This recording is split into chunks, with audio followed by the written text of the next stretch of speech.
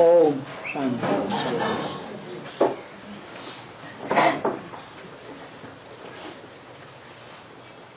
एक छोटा सा रात्रि क्लास है। 17 जून 1968।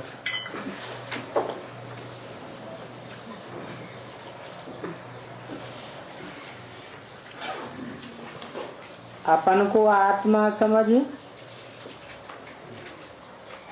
आपस में एक दूसरे को भाई भाई देखो।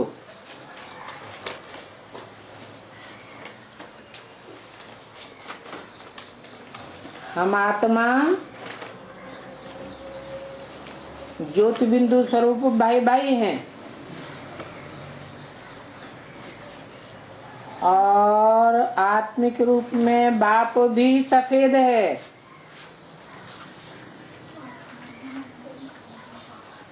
फिर सफेद पोष भी है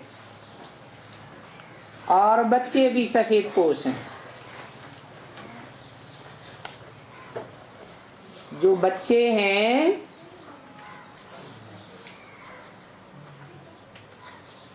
वो सभी सफेद पोष में शोभते हैं। बाप बच्चों को पहले पहले कहते हैं, बच्चे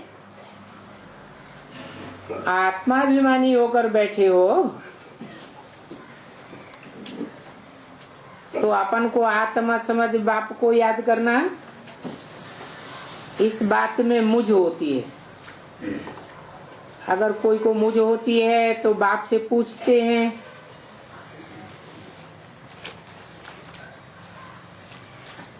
इसमें मुझ क्यों होती है। अथवा कोई को संशय है तो पूछ सकते हैं। एक ही बात तो याद करनी है। बाप कहते हैं और सभी बातें भूल जाओ,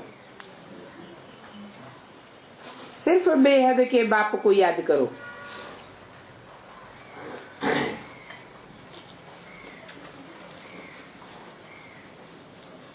देह और देह के संबंधों को भूलते जाओ। देह में रहने वाली जो देही आत्मा है उसे याद करना है। ऐसा करेंगे तो पवित्र बनकर पवित्र घर चले जाएंगे। क्योंकि तुमने पवित्र बनने के लिए ही बाप को बुलाया है। बाप खुद कहते हैं, मैं इस रथ में विराजमान होता हूं।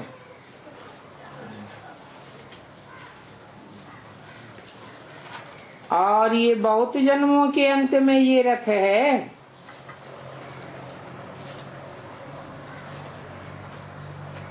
ये पहले पहले सूर्यवंशी सतो प्रधान था।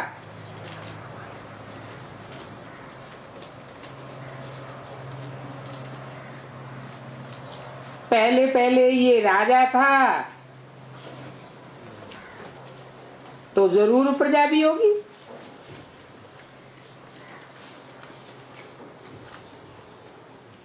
कौन?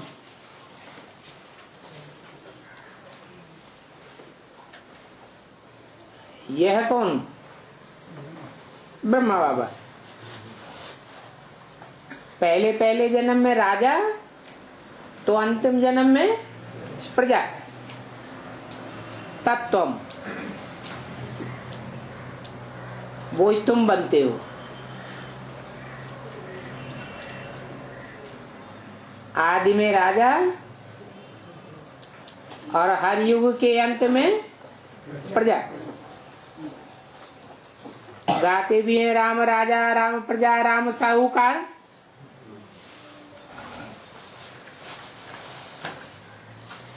तो तुम भी 84 का चक्र लगा करके फिर नंबर 1 में देवता बनते हो।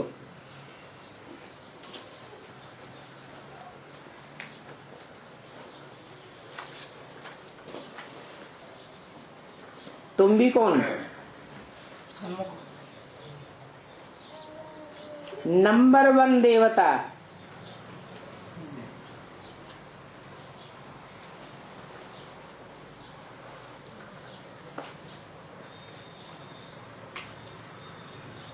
हर एक बच्चे को बाप का पुरुषार्थ करना होता है, और पुरुषार्थ है ही पति से पावन बनने का।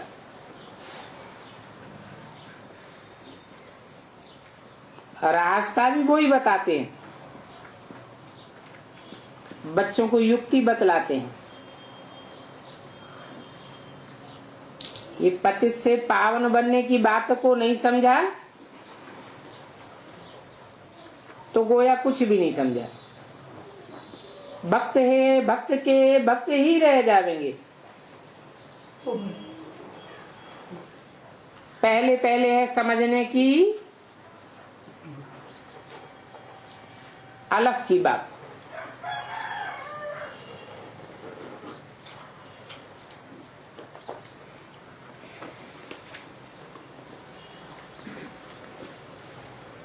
ये समझानी मिलती है।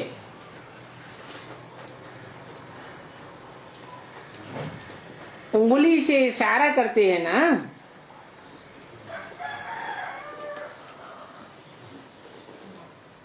वो एक है। इशारा करते हैं तो उंगली खड़ी कर देते हैं, परंतु वो तो है निराकार जिसकी ओर इशारा करते हैं। और तुम आत्मा भी तो निराकार थी, फिर षष्ठी पर आए, चोला लेकर के साकार बने।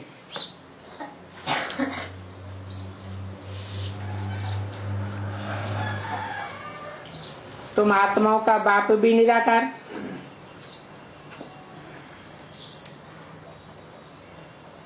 साकार को पढ़ाने के लिए इसमें प्रवेश करते हैं। बहुत जन्मों के अंत के भी अंत के जन्म में पतित शरीर पतित दुनिया में आते हैं।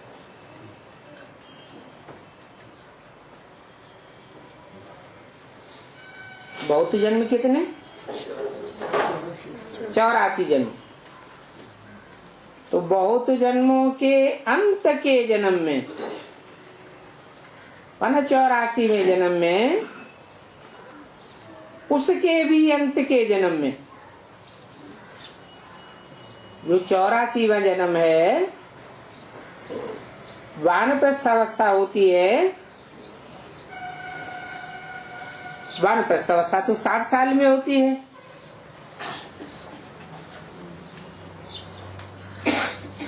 तो उसको अंत थोड़े ही कहेंगे, क्योंकि जिसमें प्रवेश करते हैं उसका नाम रखते हैं ब्रह्मा। और ब्रह्मा की आयु तो 100 साल गिनी जाती है। 60 साल की आयु में प्रवेश करते हैं।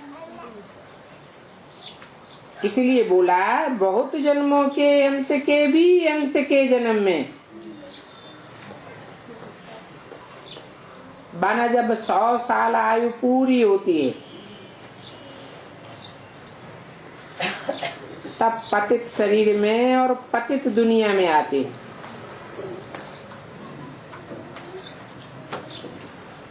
ये पुराने ते पुराना और पतित से पतित शरीर है।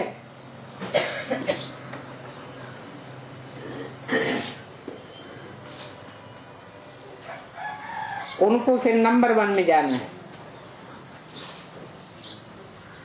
बाप राय भी अच्छी देते हैं,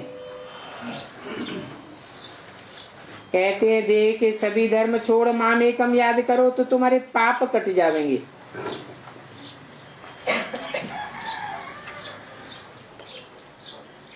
फिर सभी को गाइड बन करके ले जाऊंगा। चक्र आदि पर भी समझाना है कि कैसे सतयुग में थोड़े मनुष्य होते हैं,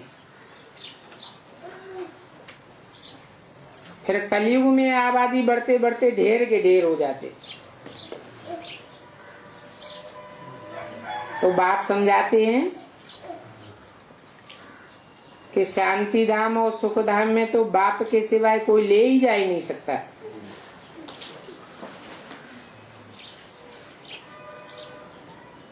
कितनी सहज बात है। बाप सभी को कहते हैं, बच्चे अपन को आत्मा समझ करके बैठो, क्योंकि बाप लिबरेटर गाइड बन करके शांति धाम ले जाते हैं। वो आत्माओं का घर है, जहां से आत्माएं आती हैं पार्ट बजाने के लिए।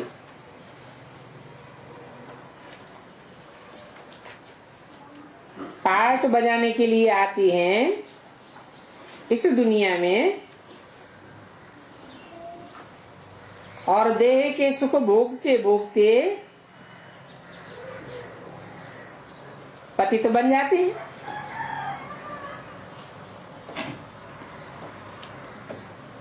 तो आत्मा का देह में ममत्व लग जाता है, फिर वापस कैसे जावे? तो बताते हैं अपन को आत्मा समझ, मुझ बाप को याद करो। वो बाप आकर के सहज युक्ति बतलाते हैं।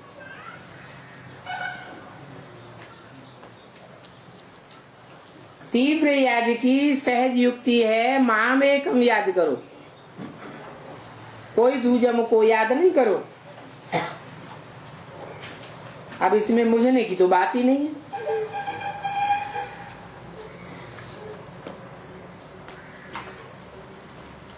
चौरासी के चक्र में अनेक देहदारियों के साथ देह का सुख भोगा है, तो लगाव हो जाता है। कहते हैं बार बार याद आता है। बाप कहते हैं बार बार भूलने की कोशिश करो, इसमें मुझने की बात नहीं है। ऐसा निश्चय बुद्धि बना करके ब्राह्मणियों को ले आना चाहिए, तो उन बच्चों को आने से खुशी होगी। षष्ठी चक्र के आदि मध्य अंत का ज्ञान बाप समझाते हैं,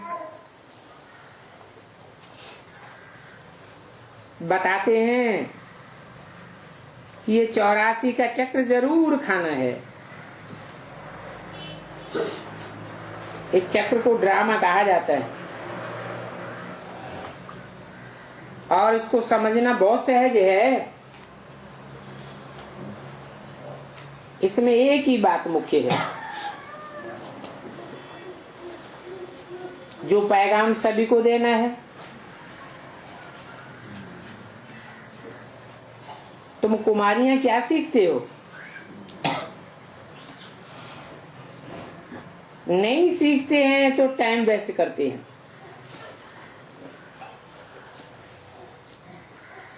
ये अभी रिवाज निकला है, पहले कुमारियां कमाई नहीं करती थी,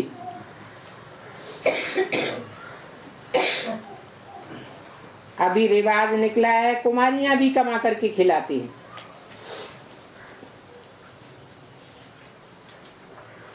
कन्या के पैसे पर सारा घर चलता है। पहले तो ये रिवाज नहीं था। बाप कहते हैं ये भी ड्रामे में नूद है, ये है ही अनलॉफुल राज्य। नहीं तो कन्याओं माताओं को पेट के लिए माथा मारने की दरकार नहीं है। इस दुनिया के अनलॉफुल कायदे हैं। ये भी ड्रामा का राज बाप समझाते हैं कि कैसे कैसे ये सृष्टि का चक्र फिरता रहता है। इसमें सभी आत्माओं को पार्ट मिला हुआ है। जो पार्ट नंबर वार आत्माओं को बजाना होता है, और सभी आत्माएं एक्यूरेट पार्ट बजाती चलती है।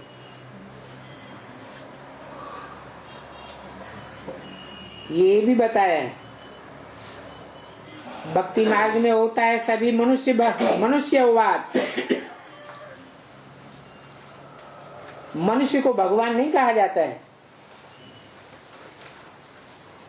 फिर किसको कहा जाता है? भगवान मनुष्य तन में ही तो आते हैं, और मनुष्य को भगवान नहीं कहा जाता, फिर किसको कहा जाता है? भगवान उसको कहा जाता है जिसका मन अमन हो।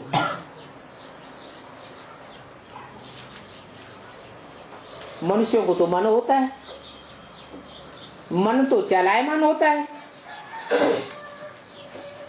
तो जिनका मन चलायमान है उनको भगवान कैसे कहेंगे? भगवान तो असोचता है, उसे कुछ भी सोचने करने की दरकार नहीं है।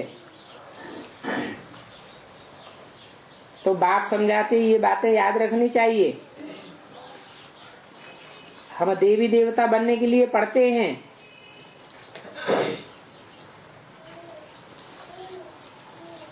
बल कहते तो हैं हम लक्ष्मी नारायण बनेंगे,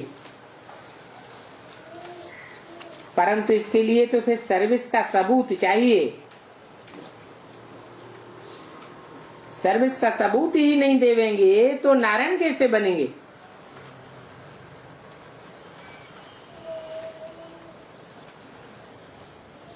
कोई राजाओं का राजा भी बनते रहते हैं। तुम 21 पीढ़ी राजी करेंगे, बहुत ऊंची पढ़ाई है। तो ऐसी ऊंच पढ़ाई पढ़ने में एक दिन भी मिस करने की दरकार नहीं है। बहुत बच्चे हैं जो पढ़ाई मिस करते रहते हैं। पढ़ाई तो कब मिस नहीं करनी चाहिए, पढ़ करके फिर रिवाइज करना चाहिए, घड़ी घड़ी मुरली को पढ़ना चाहिए। कहते भी है ना, राम से मेरे प्रभात मेरो मन।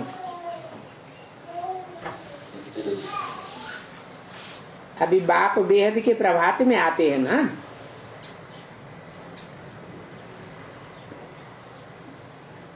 अभी ज्ञान सूर्य बाप तुमको मिला है, तो उनको याद करने से तुम विश्व का मालिक बनेंगे। तो याद तो करना है ना, चक्र भी समझना है और समझाना भी है। नहीं तो इतने दुनिया में सभी हैं, उनको पैगाम कौन देगा? बच्चों को ही देना है। वास्तव में असल में तुम ही पक्के देवता थे। क्या?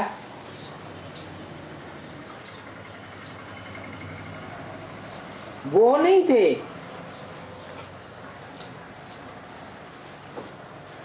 पक्के देवता तुम ही थे असल में।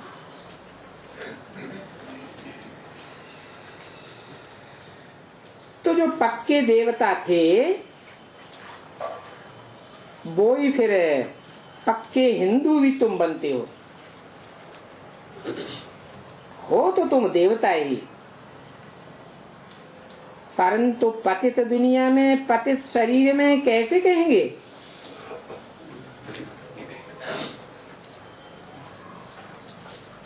देव आत्मा कह सकते हैं, परंतु शरीर तो पतित है, तो देवता तो नहीं कह सकते।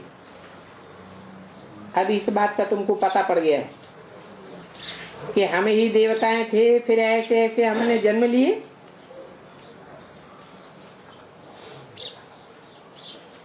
अभी जो जितना देरी से पुरुषार्थ करते हैं वो देरी से ही आवेंगे।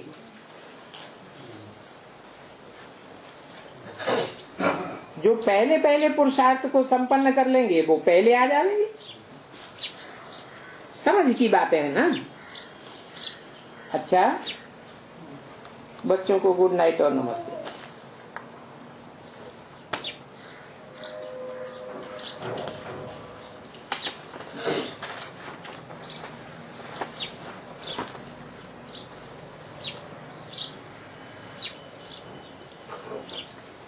आज का प्रातः क्लास है 18 जून 1968। अभी बच्चे जानते हैं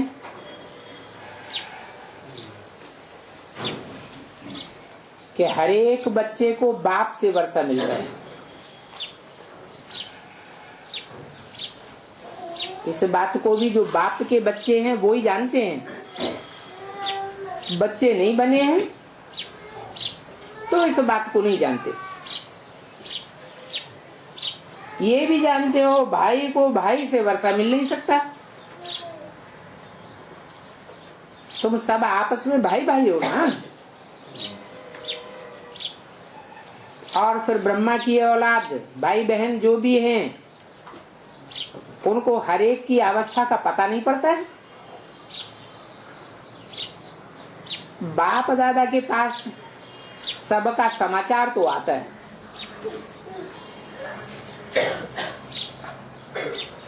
और ये सब है प्रैक्टिकल। हर एक को अपन को देखना है कि हम कहां तक बैठ याद करता हूं।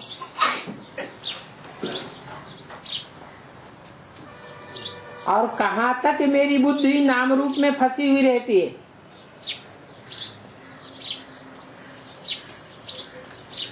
नाम रूप में बुद्धि फंसती है तो चेक करनी चाहिए किस नाम रूप में बुद्धि फंसी हुई है। देखना चाहिए हमारी आत्मा की वृत्ति कहां कहां जाती है। आत्मा खुद जानती है। अपन को आत्मा ही समझना पड़े। हमारी वृत्ति एक ही शिव बाबा की तरफ जाए तो देखना है एक बाबा की तरफ ही वृत्ति जाती है या और कोई के नाम रूप की तरफ जाती है। जितना हो सके अपन को आत्मा समझ बाप को याद करना है और सबको भूलते जाना है। फिर अपने दिल से पूछना है हमारी दिल एक के सिवाय और कहां भटकती तो नहीं है। कहां धंधे धूरी में या फिर घरगृहस्थ में व्यवहार में मित्र संबंधियों आदि की तरफ बुद्धि जाती तो नहीं है। अंतर्मुख होकर के जांच करनी है। जब यहाँ आकर के बैठते हैं तो भी अपनी जांच करनी है। यहाँ आकर जब बैठते हो तो कोई न कोई को सामने बैठाया जाता है चेकिंग करने के लिए। वो भी तो शिव बाबा को ही याद करते होंगे। कौन चेकिंग करने वाले? ऐसे नहीं कि अपने बच्चों को याद करते होंगे। याद तो शिव बाबा को ही करना है। यहाँ बैठे भी शिव बाबा की याद में है। फिर भले कोई आंखें खोल करके बैठे हैं अथवा आंखें बंद करके बैठे हैं।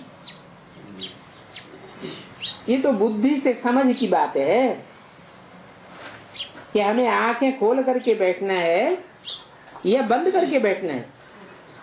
कौन सी प्रैक्टिस अच्छी है? ऐसे तो नहीं कि जब शरीर छूटेगा तो आंखें बंद होंगी तो याद आएगा। चलते फिरते फिर याद कैसे करेंगे?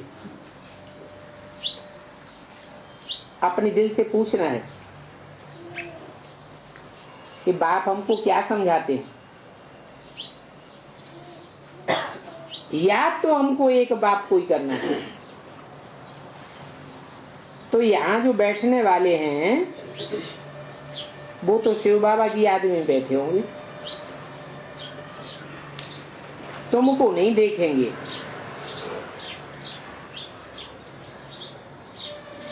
क्योंकि उनको तो कोई की अवस्था का पता ही नहीं है।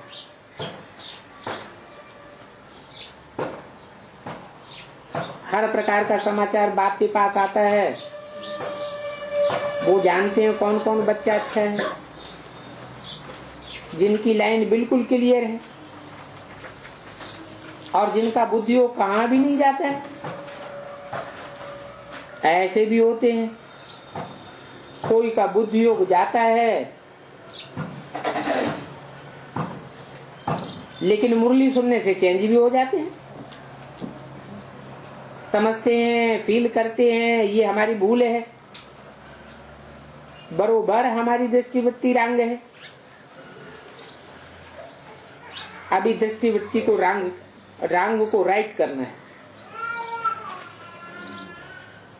रंग को राइट करना भी बाप ही समझाते हैं। भाई भाई को नहीं समझा सकते, बाप ही इन बातों को समझाते। बाप ही बैठकर देखते हैं इनकी वृत्ति कैसी है, तो बच्चे बाप को ही अपने दिल का हाल सुनाते हैं। शिव बाबा को बताते हैं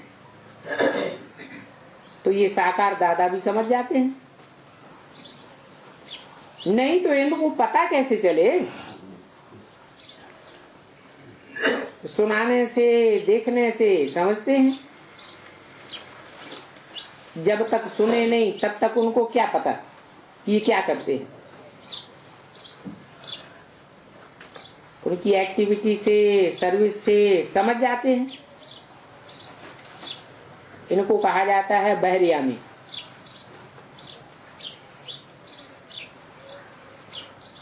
समझते हैं इनको बहुत देहवान है, इनको कम है, इनकी एक्टिविटी ठीक नहीं है, क्योंकि कोई न कोई के नाम रूप में फंसे रहते हैं।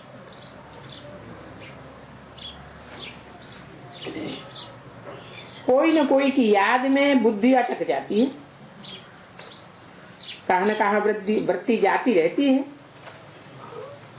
तो बाबा एक एक बच्चे से पूछते भी हैं, कहां अपने धंधे व्यापार की तरफ बुद्धि जाती है, बाल बच्चों की तरफ बुद्धि जाती है। कोई कोई तो साफ बता देते हैं,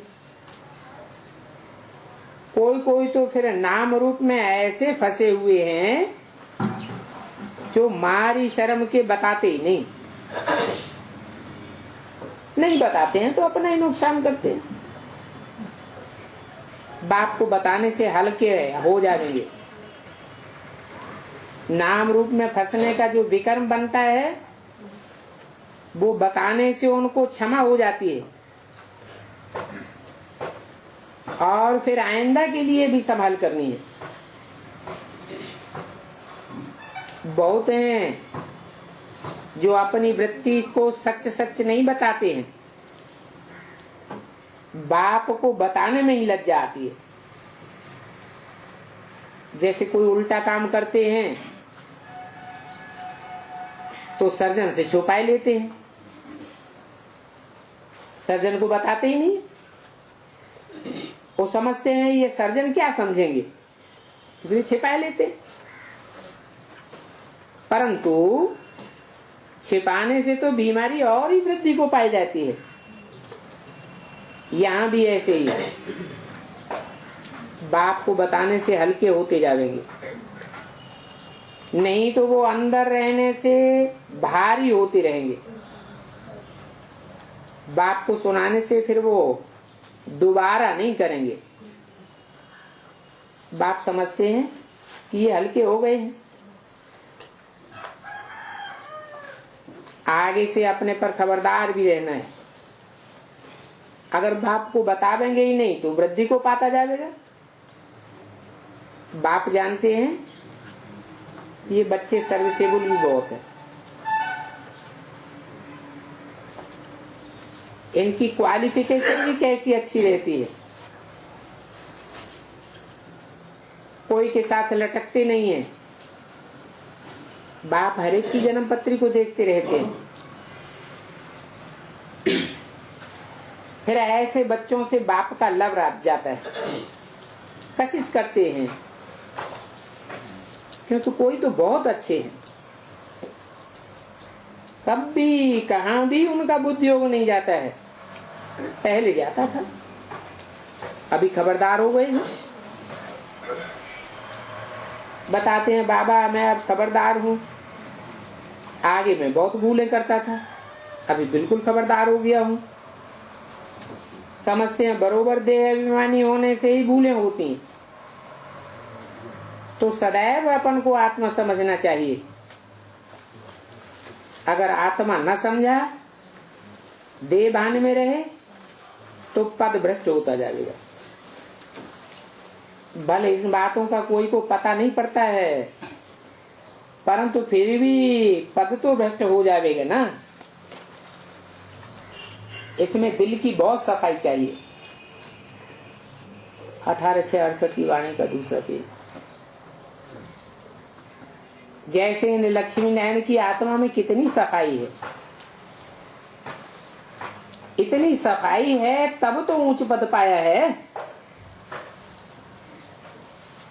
इसलिए बाप कहते हैं अपना पूरा सच्चा सच्चा पोता मिल देने वाला कोई कोटों में एक है। तो इनकी बुद्धि में बहुत सफाई रहती है। कोई कोई के लिए समझा जाता है इनकी नाम रूप की तरफ वृत्ति है, देही अभिमानी होकर के नहीं रहते हैं, इस कारण इनका पद भी कम होता जाता है। राजा से लेकर के रंक तक पद बनते हैं, और सभी नंबरवार पद तो है ना। ये क्यों होता है? इन बातों को भी समझना चाहिए। पढ़ाई में नंबरवार तो जरूर बनते ही हैं, कलाएं कम होती जाती हैं। ये भी जानते हो जो 16 कला संपूर्ण बनते हैं वो फिर 14 कला में भी जाते हैं।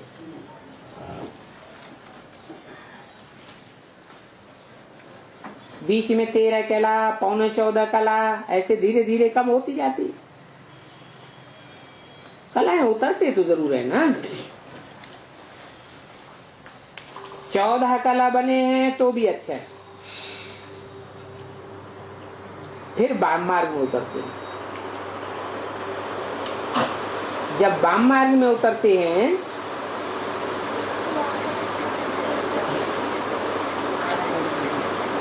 बायां हाथ तो कचड़े की सफाई करने वाला होता है,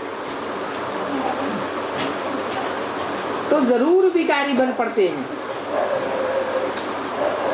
भिखारी बनते हैं तो फिर आयु कम हो जाती है, फिर रजो बनते जाते, रजो से तमो बन जाते हैं। ऐसे कम होते होते पुराने बन जाते हैं, तमो प्रधान।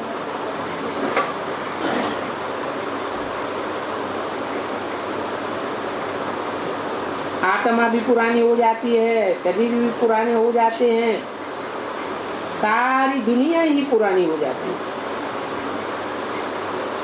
ये सारा ज्ञान अभी तुम बच्चों में है, और तुमको ही समझाया जाता है कि कैसे 16 कला से फिर नीचे उतरते उतरते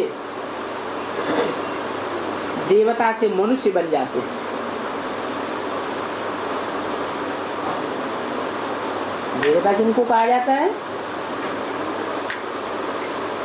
मनुष्य किसको कहा जाता है? चंचल मनुष्य मन वालों को मनुष्य कहा जाता है, और देवताओं का तो मन चंचल होता ही नहीं है। फिर भी देवताओं की मत नहीं होती है, मत मनुष्यों की होती है या तो भगवान की होती है।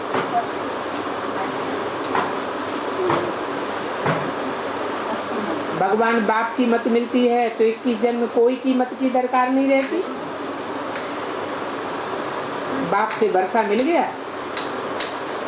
तो ये ईश्वरीय मत तुम्हारी 21 जन्म चलती है। फिर जब रावण राज्य होता है तो तुमको रावण की मत मिलती है।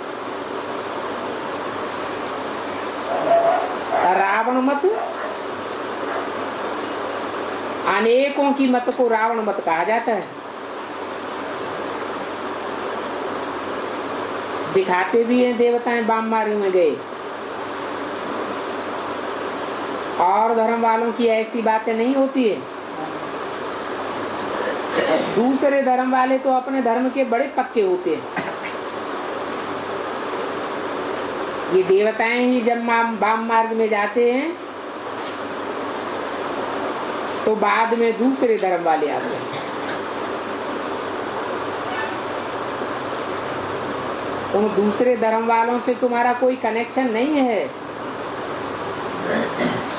इसलिए तुम बच्चों को अपनी ही तांत लगी रहे। ये बातें बाप बेट तुमको समझाए रहे। कहते हैं बच्चे अभी तुमको तो वापस जाना है। ये सारी पुरानी तमो प्रधान दुनिया है। इस तमो प्रधान दुनिया में मेरा भी पार्ट है। पुरानी दुनिया को आकर के नया बनाता हूं, ये भी तुम समझते हो। दुनिया के मनुष्य तो कुछ भी नहीं जानते। तुम इतना समझाते हो फिर भी कोई अच्छी रीति समझते नहीं। तुम इतनी बातें समझाते हो फिर भी वो अपनी मत की टिक टिक करते रहते हैं।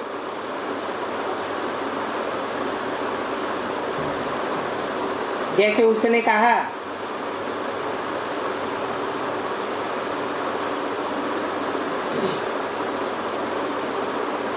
कि तुमने स्वर्ग के चित्र में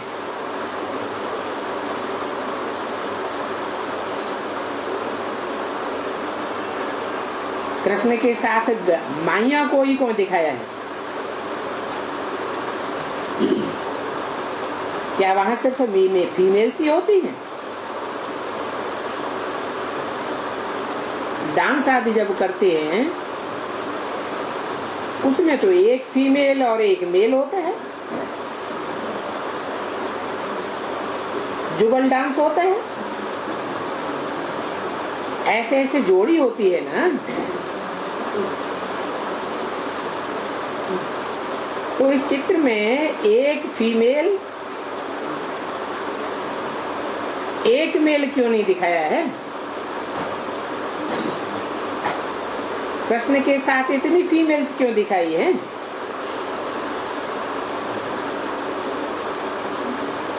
बात तो ठीक है,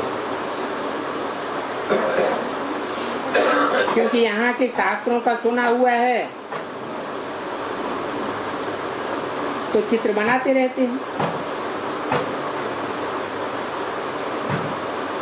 ये भी जानते हैं इन्हों के पास ब्रह्मा कुमारियां ही हैं, तो डोरापा निकाला। तो बाबा ने जब ये बात सुनी तो कहा बात तो बरोबर ठीक है। एक कृष्ण बाकी सब गोपियों के साथ डांस कैसे करेगा? बाबा भी कहते हैं अगर तुम अच्छी रीति पुरुषार्थ करेंगे तो वहां भी प्रिंस प्रिंसेस बनेंगे। डांस करते रहेंगे। तो उनको ये बात ध्यान में आई, ये तो हो ही नहीं सकता। फिर कहा तपस्या में जो बैठे हैं उसमें भी फीमेल शादी को क्यों दिखाया है? दो दो करके क्यों नहीं रखते हो?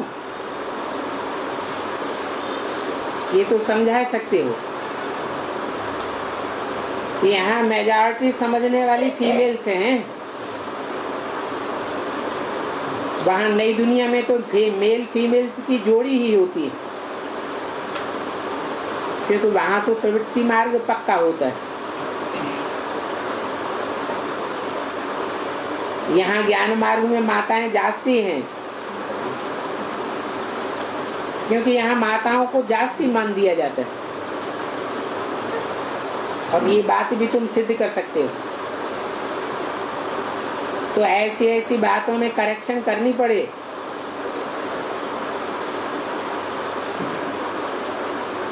अभी ट्रांसलाइट के चित्रों में कैसे करेक्शन करेंगे? उनमें अगर करेक्शन करते रहे तो कितना नुकसान हो जाएगा।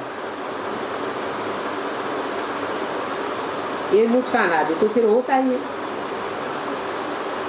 ये पांडव गवर्नमेंट अथवा ईश्वरीय गवर्नमेंट है, वहां नई दुनिया में तो देवताई गवर्नमेंट होगी, सब कुछ कायदे से चलेगा। ये है ईश्वरीय गवर्नमेंट। जानते हो हम डबल से ताज बनते हैं नई दुनिया के लिए, इसलिए अगर गवर्नमेंट कहें तो भी ठीक है।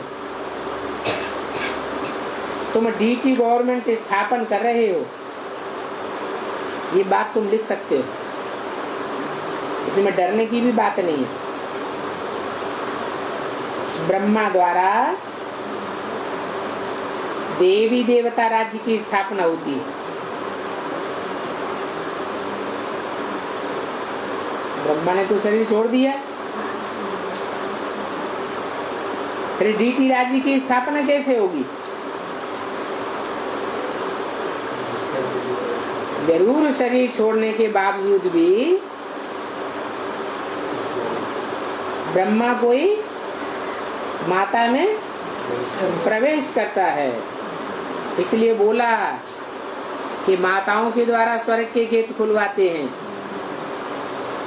ब्रह्मा तो फिर भी दाढ़ी मूछ वाला पुरुष था, तो ये ईश्वरीय गवर्नमेंट ठहरी। बेहद का बाप अभी ब्रह्मा द्वारा संगम पर स्थापना कर रहे। पहले जो देवी देवताएं थे वो अभी नहीं है।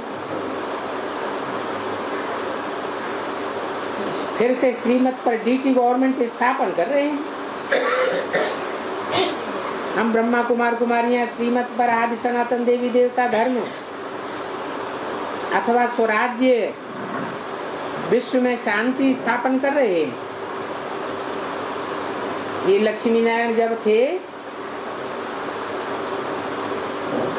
तो पवित्रता सुख शांति सब कुछ थी।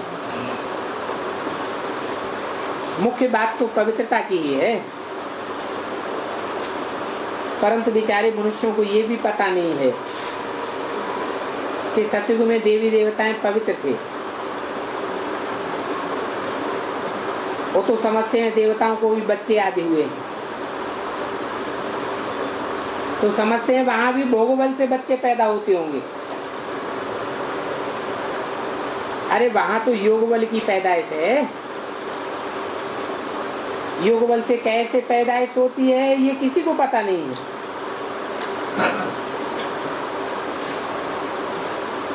कहते हैं ना हम सारी आयु ही पवित्र रहेंगे,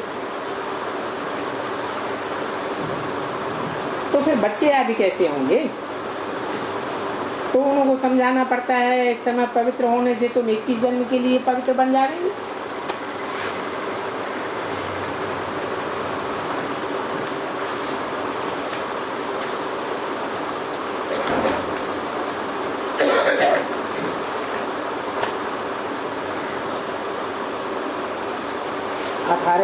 की वाणी का तीसरा पेज।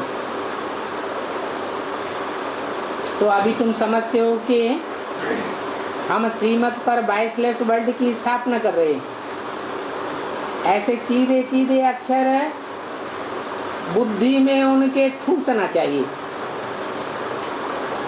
हम श्रीमत पर सतयुगी दैवी राज्य स्थापन कर रहे हैं, और श्रीमत है ही श्रेष्ठ से श्रेष्ठ बाप की।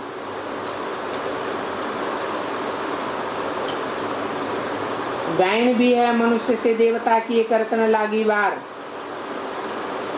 अभी तो सभी मनुष्य हैं जो फिर देवता बनने वाले। एक अर्जुन की बात नहीं है कि पढ़ाई पढ़ा करके नर अर्जुन को नारायण बनाया। आधा कल्प सिर्फ देवी देवताएं ही थे, फिर आधा कल्प के बाद पतित बनते हैं। अभी बाप की श्रीमत पर हम फिर से डीटी गवर्नमेंट स्थापन कर रहे हैं, तो इसमें प्योरिटी की तो मुख्य बात है और आत्मा को ही पवित्र बनना है। आत्मा ही संग के रंग से पत्थर बुद्धि बनी है। तो एकदम क्लियर करके बताओ कि बाप ने ही इस पुरानी दुनिया में आकर के डीटी गवर्नमेंट की स्थापना की थी। इस डीटी गवर्नमेंट को पैराडाइज कहा जाता है। मनुष्य को देवता बनाना एक बाप का ही काम है। मनुष्य तो पतित होते हैं,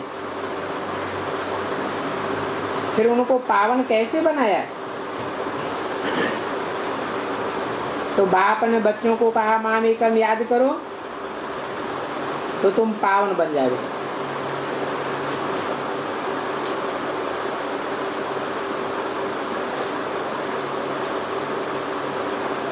ये बात तुम किसको भी सुनावेंगे तो अंदर में उनको लगेगा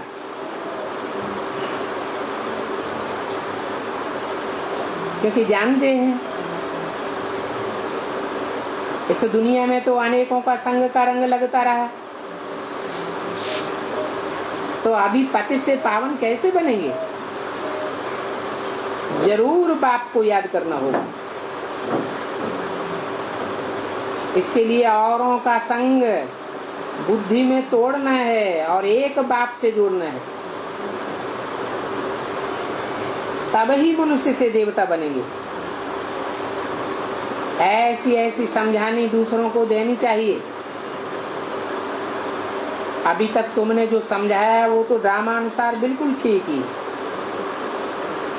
ये समझते हो, फिर भी दिन प्रतिदिन पॉइंट्स मिलते रहते हैं। समझाने के लिए मूल बात है हम पति से पावन कैसे बने। तो बाप कहते हैं देह के सभी धर्म छोड़ अपन को आत्मा समझो, मुझे याद करो। अभी हम ब्राह्मण बने हैं, पहले शूद्र थे।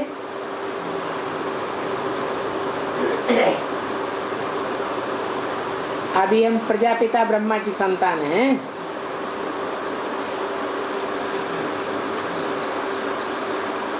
हम ब्राह्मणों को बाप पढ़ाते हैं, बाप शूद्रों को नहीं पढ़ाते हैं। ब्रह्मा द्वारा शूद्रों को पढ़ाई पढ़ा करके ब्राह्मण बनाया जाता है, फिर प्रजापिता ब्रह्मा के द्वारा ब्राह्मणों को पढ़ाई पढ़ाकर शिक्षा देकर देवता बनाते हैं। परंतु ब्राह्मण बनने बगैर हम देवता कैसे बनेंगे? ये ब्रह्मा भी पूरे 84 जन्म लेते हैं।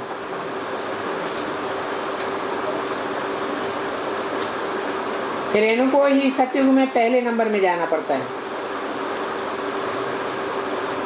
अभी बाप आकर प्रवेश करते हैं, तो मूल बात एक ही है कि अपन को आत्मा समझ बाप को याद करो। देह अभिमान में आने से कहां न कहां फटकते रहते हैं। ये भी जानते हो कि देही अभिमानी तो सभी नहीं बन सकते हैं। इसके लिए अपनी पूरी जांच रखनी होती है। सारा दिन हम कहां कहां देहभान में आते हैं। हम देहभानी बन करके कहीं कोई बेकर्म तो नहीं कर देते हैं। हमारे से कोई बेकायदे चलन तो नहीं हो जाती है। ऐसी बेकायदे चलन बहुतों से होती है, क्योंकि बच्चे जानते हैं अभी कोई की कर्मातीत अवस्था तो नहीं हुई है। जो कर्मातीत अवस्था वाले होते हैं उनकी पहचान क्या होगी?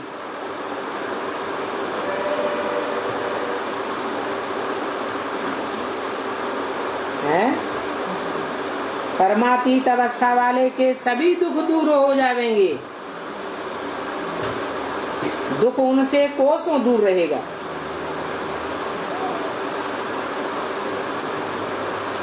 सजाओं से भी छूट जाते हैं। ख्याल किया जाता है यहाँ नंबरवार राजाई बन रही है, जरूर कोई का कम पुरुषार्थ रहता है जिस कारण की सजा खानी पड़ती है। जानते हो कि गर्भ में भी आत्मा सजा खाती है। ये गर्भ जेल क्यों कहते हैं? त्राहि त्राहि करते रहते हैं, कहते हैं हमको बाहर निकालो। फिर हम ऐसा काम नहीं करेंगे। आत्मा कहती है ना, आत्मा ही सजा खाती है। आत्मा ही कर्म विकर्म करती है। ये कोई शरीर का काम नहीं है। तो मुख्य बात है अपन को आत्मा समझना है। देह में आने से देह अभिमानी बन जाते हो। ऐसे ऐसी पॉइंट समझानी चाहिए जो समझे कि बरोबर सभी कुछ आत्मा करती है। आत्मा ही बोलती है अभी तुम सभी आत्माओं को वापस जाना है। वापस जाने के लिए ये ज्ञान मिलता है। ज्ञान से तुम बाप की पहचान पाते हो। फिर तो ये कभी ज्ञान मिलेगा ही नहीं। आत्माभिमानी बनने से सभी को भाई भाई देखते रहेंगे। फिर शरीर की बात नहीं रहती है, क्योंकि सोल बन जाते हैं। ऐसा पुरुषार्थ करते करते शरीर में तुम्हारी लागत खलास हो जाएगी।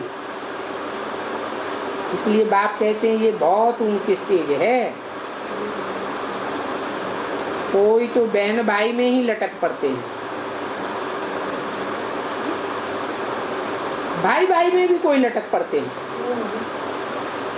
परंतु ये लास्ट पॉइंट है, अशरीरी भव, आत्माभिमानी भव। इसी बात में मेहनत है। कोई भी पढ़ाई होती है उसमें सब्जेक्ट तो होते ही। कोई स्टूडेंट समझते हैं हम इस सब्जेक्ट में फेल हो जाएंगे, फेल होने के कारण और सब्जेक्ट में भी ढीले पड़ते हैं। अभी तुम्हारी आत्मा बुद्धि योग बल से सोने का बर्तन बन जाती है। योग नहीं है तो नॉलेज भी कम हो जाती है। जानते हैं कि योग का जौहर ही नहीं है तो बुद्धि महीन बनेगी कैसे? ये भी ड्रामा में नूर है। बाबा समझाते हैं बच्चों को कि अपनी अवस्था कैसे बढ़ानी चाहिए। देखना है हम आत्मा सारा दिन में कोई भी बेकायदे काम तो नहीं करते हैं। अगर कोई भी ऐसी वैसी आदत हो तो फौरन छोड़ देना चाहिए। परंतु फिर भी माया दूसरे तीसरे दिन वो काम करा देती है। ऐसे ऐसे सूक्ष्म बातें चलती रहती हैं। ये सभी गुप्त ज्ञान की बातें हैं, परंतु मनुष्य इन बातों को क्या जाने। तुम बतलाते हो कि हम अपने ही खर्चे से अपने लिए सभी कुछ करते हैं। हम दूसरों का खर्चा क्यों करावे? दूसरों के खर्चे से हम अपनी राजधानी कैसे बनावेंगे? इसलिए बाबा हमेशा कहते हैं कोई से भी मांगने से मरना भला। समझाते हैं कि सहज मिले सो दूध सम, मांग लिया सो पानी। मांग कर कोई से भी लेते हो तो वह लाचारी काशी करवट खा करके लेते हैं। ऐसे नहीं करना चाहिए। अच्छा, बच्चों को है।